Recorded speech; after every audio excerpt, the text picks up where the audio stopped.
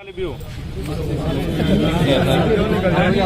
फिर आरओ की तैयारी करो ना। फिर अगर ग्रुप सी वाले हो तो फिर ये ऐसे प्लानिंग करके कोई फायदा नहीं है, क्योंकि आप जितनी जगह अगर आप हाथ डालोगे उतना आपको नुकसान होगा। इससे बढ़िया है कि एक बार अच्छे से पढ़ लो, या आर या पार। मतलब मैं तो हमेशा कहता हूँ अनुभव तब भी मिलेगा आपको लाइफ का, क्योंकि इतना ज़्यादा टफ है नहीं ना। आप इसका प्री ही सबसे इम्पोर्टेंट है, प्री को फोकस करोगे अब, ठीक है। 17 दिसंबर को एग्ज़ाम है, 17 दिसंबर तक का पूरा एक टारगेट बना लो कि आपने किस तरीके से इस एग्ज़ाम की प्री को निकालना है। और मेन सी के लिए भले मुझे हर सैटरडे संडे यहाँ पे आना पड़े, मैं आपको गाइड कर दूंगा, ये प्रॉमिस है आपसे। आप प्री निकाल के आना है, सबसे बड़ी बात है, ठीक है। और प्री को कैसे बनाना है, देखो ये मत भूलना कि प्री निकालने के बाद हमारा फाइनल सिलेक्शन हो गया, ऐसा मत सोच देना। प्री को भी ऐसे तैयार करना कि आपके लिए मेंस के पहले पेपर में स्कोर करे। जब आप मेंस का पहला पेपर दोगे, जिस दिन आपका मेंस में अच्छा स्कोर हुआ पहले वाले में, वहीं आपका 50% सिलेक्शन हो जाएगा, क्योंकि दूसरा और तीसरा पेपर आपका वही है, सबका सब रटाया हुआ, ठीक है। वो आपको क्या करना है, निबंध के लिए आपको अखबार पढ़ने हैं। अखबार के अंदर मैं बता दूंगा कि कौन कौन से न्यूज़पेपर कहाँ से आर्टिकल पढ़ने हैं। वो सब एक वो होता है ना कि यार एग्जामिनर को कंफ्यूज कर दो, क्योंकि सब बच्चे लिखेंगे। एग्जामिनर क्या सोचता है, ऐसे का पेपर है जैसे, उसको पता है यार सभी ने लिख रखा है। अब किसी को 50 नंबर देगा, किसी को 55 देगा, किसी को 45 देगा, 47, कोई बड़ा डिफरेंस नहीं आता। लेकिन अगर आप 200 नंबर का प्री मेंस का पेपर देखोगे, जीएस वाला जहाँ ऑब्जेक्टिव है, यहाँ जितना बड़ा स्कोर होगा उतना ही आपके सिलेक्शन के चांसेस बढ़ जाएंगे।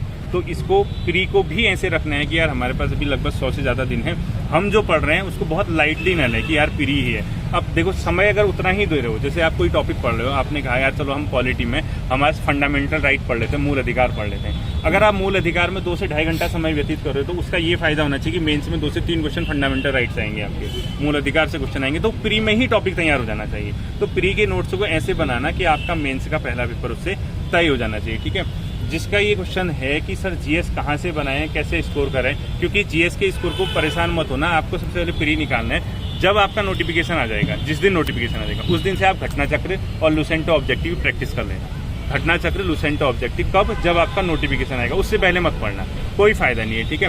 तब तक आप कंप्यूटर साइंस, इसके अलावा मैथ्स, रीजनिंग और इसके अलावा करंट अफेयर, इस पोर्शन को अभी से तैयार करो। क्योंकि करंट अफेयर को अगर आप सोचोगे नहीं अक्टूबर से पढ़ लूंगा, नवंबर से पढ़ लूंगा, तो आज के न्यूज़पेपर कहाँ से लाओगे बताओ आपको वहाँ पे दिक्कत हो जाएगी। हालांकि करंट अफेयर मैं कराऊंगा ही कराऊंगा, जितना मैंने पहले भी कराया है, आने वाले समय में भी कराऊंगा।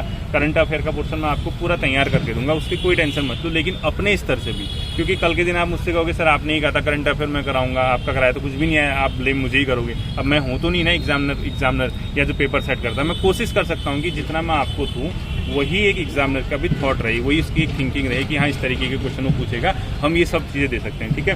तो घटना चक्र का जो यूज है वो कहाँ से करना है आपको पता चल गया जिस दिन विज्ञप्ति आएगी, ठीक है। तब तक दृष्टि आईएएस सबके पास है, सबके पास है ना। दृष्टि आईएएस को ऐसा नहीं कि हाइलाइटर पकड़ के उसको लाइन बना के बंद करके सुबह उठ के फिर लाइन करो, ऐसा नहीं करना। अपने दृष्टि आईएएस से शॉर्ट नोट्स बनाना। शॉर्ट नोट्स का मतलब सिर्फ वो नोट करना जो आपको आता ही नहीं है। अब पता लगा उसमें लिख रहे हो असहयोग आंदोलन 1920 में हुआ था इस अधिवेशन से, अब आता है तो उसको लिख क्यों रहे हो आप बताओ। सिर्फ वो चीज़ नोट करना जिसमें आपको लगता है कि यार हाँ एग्जाम में मैं इस चीज़ में फंस सकता हूँ। बाकी इतने सालों से अगर आप तैयारी कर रहे हो तो आपको दृष्टि आईएएस को भी अगर आप पढ़ोगे उसका आपका 40% पोर्शन कम ऐसा होगा जो आपने पहले से पढ़ा होगा, आपको आती होंगी। तो दृष्टि आईएएस की उस पोर्शन को मत लिखना नोट्स में जो आपको ऑलरेडी आता हो, जो नहीं आता उसका नोट्स बनाना, और वो आपको फायदा देगा एग्जाम में। जब आप तैयारी लास्ट टाइम पे आप रिवीजन करोगे वहाँ आपको फायदा देगा। वही दृष्टि आईएएस का नोट्स आपका मेंस में, जिस दिन 17 दिसंबर को आपने मेंस से कह दिया सर हमारे 100+ का स्कोर, मैं उसी दिन आपको गारंटी दूंगा कि आप मेंस की तैयारी करो। तो 18 दिसंबर से आप लग जाओगे 6 महीने के लिए कि यार हाँ हमें मेंस की तैयारी करनी है, हमने ये चीज़ तैयारी की, इसी को कंटिन्यू करना है। वहाँ से क्या होगा, हिंदी और ऐसे राइटिंग का पेपर जो होगा 18 तारीख से, वो यूट्यूब पे नहीं आएगा, पहले बता रहा हूँ, ठीक है। मेंस की क्लास के लिए एक प्राइवेट ग्रुप बनेगा, उसके लिए कोई फीस नहीं देनी है आपको, कोई पेड नहीं करना। वो सिर्फ क्योंकि उसमें कितने बच्चे होंगे, मतलब 1000 बच्चे मान के चलो जो मुझसे जुड़े हैं, या 500-700, वो क्या होगा यूट्यूब पे वीडियो में जब भी टाइम होगा बना के लिंक आपको उसी टेलीग्राम पे प्रोवाइड करा दूंगा।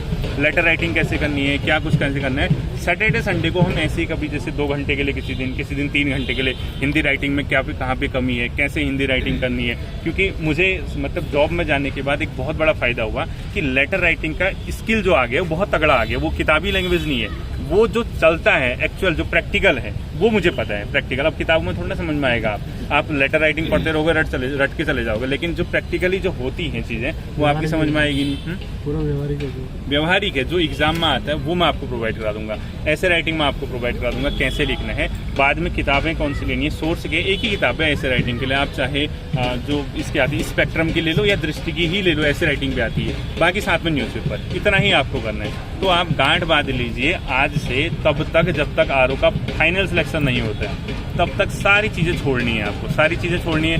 फालतू मतलब ऐसा नहीं कि ये छोड़ दो धरती छोड़ दो, ऐसा नहीं है, ठीक है। सारी चीज़ें छोड़ने का मतलब आप अनावश्यक किताबों का सोर्स नहीं जोड़ोगे, आप वो चीज़ें पढ़ोगे जो एग्जाम में आने लायक हैं या जहाँ से क्वेश्चन बनते हैं, आप वो चीज़ें देखोगे जिससे आपका स्कोर अधिकतम हो। टाइम को ऐसे मैनेज करोगे जहाँ पे आपको लगता है कि यार 50 नंबर की मैथ्स रीजनिंग है, आपका 0 लेवल है उसमें, तो कुछ तो करना ही पड़ेगा ना। और ये मत सोचना कि 150 में से 150 नंबर लेके आने हैं, सिर्फ ये देखना कि 100 को कैसे क्रॉस करना है, 100 का स्कोर। तो जो पोर्शन नहीं आता उसको छोड़ दो, उसको बहुत ज़्यादा तनाव लेने की जरूरत नहीं है। मैथ्स रीजनिंग जिसकी कमजोर है उसको ये नहीं सोचना है कि यार हमारा फेलियर है या हम नहीं निकाल पाएंगे। आपको मैं गारंटी दे रहा हूँ रीजनिंग के 30 नंबर होंगे उसमें, 30 से 35 नंबर। तो 30-35 में रीजनिंग में 20 नंबर ले आओ, मैथ्स के कुछ भी नहीं होगा, 2-4 तुक्के भी तो लगाते हुए आप ना। जैसे कोई बच्चा कहता है कि सर मेरे इसमें 70 का स्कोर है, 70 नंबर लाया मैं 100 में से, वो 70 थोड़ा ना लाता हो, वो लाता 55 नंबर, 55 से 60 नंबर। 10 नंबर तो वो होते हैं, वो 25-30 करके आता है, कुछ सही कुछ गलत होते हैं, वो बैलेंस बन जाता है उसका। तो वो आपके साथ भी होगा, क्योंकि एग्जाम में हाथ कंट्रोल करना बहुत मुश्किल हो जाता है। जब आप पेपर में बैठोगे आप देखोगे,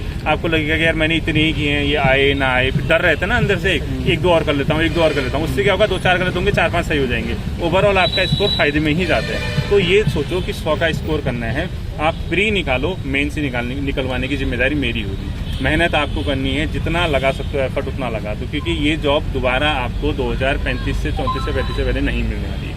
मान के चलो आरओ का दोबारा नोटिफिकेशन 2030-35 से पहले नहीं आएगा, क्योंकि कैडर पूरा है।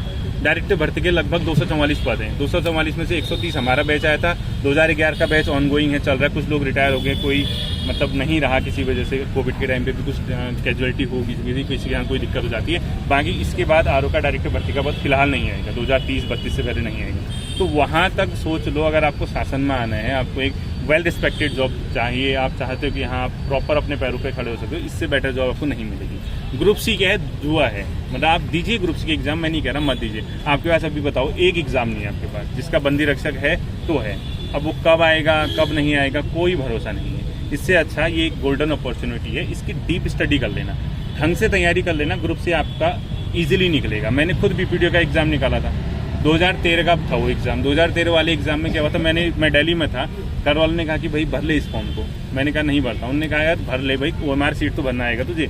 मैंने कहा चल भर लेता हूँ। वो एग्जाम क्या हुआ था, रद्द हो गया था, 87 मार्क्स थे मेरे उसमें। दोबारा एग्जाम हुआ था वो आरओ के मेंस के बाद, जब मेरा आरओ हो चुका था, तो मैंने ऐसे ही गया था उसको गैस करने के लिए, तो उसमें हो गया था मेरा नाम। हालांकि मैंने ज्वाइन नहीं किया उसको, तब तक यहाँ मेरा सिलेक्शन हो गया था। तो आप अगर बेहतर लेवल की एक बार तैयारी करोगे तो फिल्टर होके कहीं ना कहीं आप पहुंच जाओगे। मतलब आपकी छटनी होगी ना, आपने ऊपर के लेवल की तैयारी करी, वहां से नीचे गिरोगे तो कहीं तो अटकोगे, किसी डाल में तो अटकोगे। अब बच्चे मुझे मैसेज करते हैं, सर ले उसकी तैयारी करनी है, कनिष्ठ सहायक की तैयारी करनी है, कहाँ से शुरू करें भाई? कनिष्ठ सहायक ही मिला के पूरे राज्य में तैयारी करने के लिए, इससे अच्छा ये बोलो ना मुझे स्टेट गवर्नमेंट की एग्जाम की तैयारी करनी है, ये पैटर्न है, मैं कहाँ से शुरुआत करूँ? आपका एग्जाम तो मतलब खुद ही निकल जाएगा ना।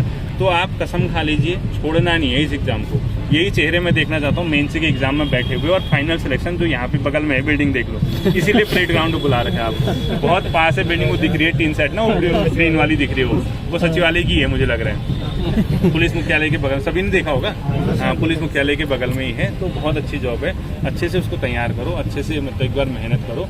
और मेहनत करने वाला कभी भी मान के चलिए फेल नहीं होता है, कमियाँ उसको फेल करती हैं, उसकी मेहनत थोड़ा होती है फेल, वो तो काम आता ही आता है। अब देखो आज तक ग्रुप सी में कितने सब देते होंगे, ग्रुप सी के एग्जाम सभी नहीं दिए होंगे ना, सिलेक्शन नहीं हुआ होगा ना आज तक, सिलेक्शन हुआ कहीं नहीं हुआ ना, बहुत कम जगह हुआ होगा। लेकिन आपने जो ग्रुप सी के लिए पढ़ा आज तक, वो आपको आरओ में भी फायदा देगा। आप डीप पढ़ोगे, जो हल्के क्वेश्चन आप सीधे टिक तो कहाँ वेस्ट गया आपका पढ़ा हुआ? तो पढ़ा हुआ कभी भी बर्बाद नहीं जाता है। आपको मैं मेंस के लिए मिलूंगा, 18 दिसंबर को मिलेंगे हम दोबारा। फिर मैं सभी चैनलों को मैंने ट्रैच कर लिया है, उसके बाद पूछेंगे कैसा रहा है स्कोर। अब चाबी आपके हाथ में, ये चाबी नहीं है, वो वाली चाबी आपके हाथ में, सिलेक्शन की चाबी, कि आप फ्री को कैसे डील करते हो। सही तरीके से डील करो, आपका सिलेक्शन हो जाएगा, आपके सिलेक्शन की गारंटी मैं देता हूँ। ठीक है, आप बस मेहनत कीजिए, लगे रहिए, पॉजिटिव एटीट्यूड के साथ पढ़ना है। नेगेटिव नहीं होना। क्या होगा, सिलेक्शन नहीं होगा तो ये देखो दुनिया है, एक ही सरकारी नौकरी थोड़ना है खाने के लिए, और भी तो ऑप्शन है। आपके अंदर हुनर होना चाहिए, स्किल होना चाहिए। आजकल देखो इंस्टाग्राम, यूट्यूब जितने, डांस ही तो करना है। बड़ी बात है, बताओ, डांस करना, थोड़ा सा बोलना आना चाहिए, कमर हिलानी है, उसके बाद जितना कहते हो, जितना पैसा कहते हो वैसा मिलेगा, ठीक है। फॉलोअर देखो, सेल्फी खींचने वाले आपके साथ होंगे, तो टेंशन मत लेना। गवर्नमेंट जॉब है, एक रिस्क तो है ही है भाई। देखो इतने लोग हैं, बेरोजगारी इतनी ज्यादा है, एक 1.5 लाख फॉर्म भरेंगे, 150 का अंतिम रूप से चयन होगा, लेकिन वो 150 कौन होंगे किसी को पता नहीं है, ना आपको पता है ना मुझे पता है। तो आप एक को खुद मान के चलिए ना, एक मैं हूँगा ये सोच के चलिए। आपने ये सोचना है कि एक मेरा नाम होगा, तो बाकी होते रहे जिसका होता है। 149 सीटें और बचा तो रखी है आपने, बोल देना भाई 149 और उसमें ले फाइट, एक मेरी है। ऐसा स्किल आपने रखना है, ऐसा एक एटीट्यूड रखना है, एक पॉजिटिव माइंडसेट के साथ आपको आगे बढ़ना है, तब जाके आपका सिलेक्शन होगा।